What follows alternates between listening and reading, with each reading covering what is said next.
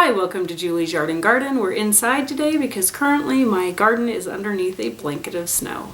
And what does that mean? It's the perfect time to plan your garden for next year. There's all sorts of things that you can do when you're planning your garden for the next year. One of the things that I like to do, and I talked about before in documenting your garden, is you can draw a map and you can write down things on your map of where you want to put things and where things worked and where things didn't the year before, and how you want to plant things. If you want to plant things in the same place they were, or if you want to move them, if something worked in a spot or if it didn't. Having a map is very beneficial. So when you draw your map, go ahead and put a whole bunch of different things that you would like to do in your garden or in your yard, and just know that most of the things that you put down will probably change in some degree, whether you take them out altogether or whether you tweak how you had it written down.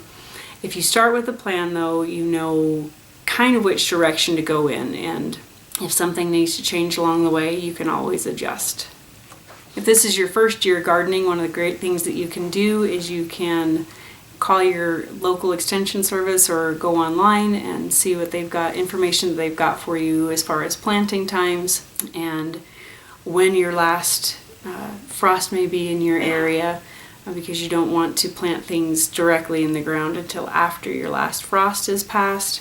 Or if you've got a neighbor that gardens, I've never met a gardener that hasn't wanted to share some of their information, so I'm sure if you've got a neighbor that likes to garden, they'd be more than happy to help you out and give you some pointers as to what you can do in your garden. Another reason that it's good to have a plan for your garden is because something might not come up exactly the way you wanted it to, or it might not fill in the space, or something might be a lot larger than you were planning on the plant getting. And so you're always going to have to be making adjustments and stuff like that, and that's all right because that's the way you learn.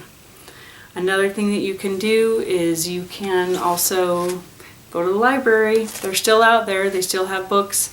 This is one of my favorite resources. This is called the Square Foot Gardening book by Mel Bartholomew. I actually took a class from somebody that was taught by him, and I'll go back and use this book as a reference. I very loosely use the Square Foot Gardening method. I do like to plant my things in little square foot sections, but I don't necessarily adhere to everything that's done. But it's still always nice to have a good source that you can go back to. You can take the ideas that you learn from all sorts of different places and turn them into something that you can use in your garden. One of the things that I'm actually excited to change in my yard this year is I put some flowers by a downspout that just didn't do very well.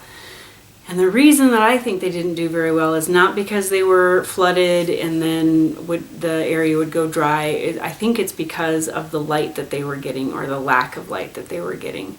And so I've got another plant that I'm actually anxious to try in that little area. And another thing that I'd like to do is in one of my raised beds on my concrete is I'd like to put a flower in the center of the box and then put my basil plants all around it. I had my basil in several different places last season and it was great. The basil grew. There was nothing wrong with that, but when I was harvesting, it was, you'd have to go to one location and then I'd have to go to another location to get all of my basil harvested, and I just thought, why don't I just put it all in one place, except for the basil that I will keep on the deck outside my kitchen door. I always want to have some basil outside my kitchen door along with some other herbs, so that when I am making dinner I can just go out and clip the fresh herbs really, really quick.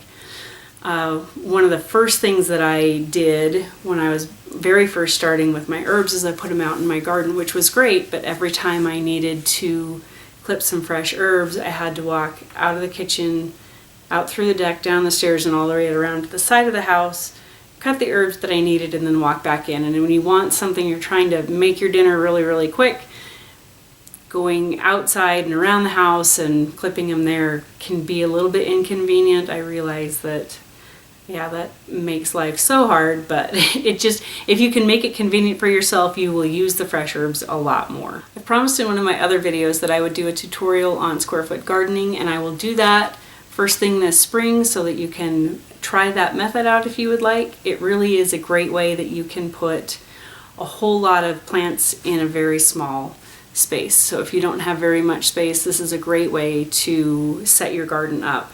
And you can even try it without it being in a raised bed. Most of the time square foot gardening is done in a raised bed, but if you have an in-ground garden, that is great as well. And you can try the concept there, and you can maybe pack a few more things into your garden.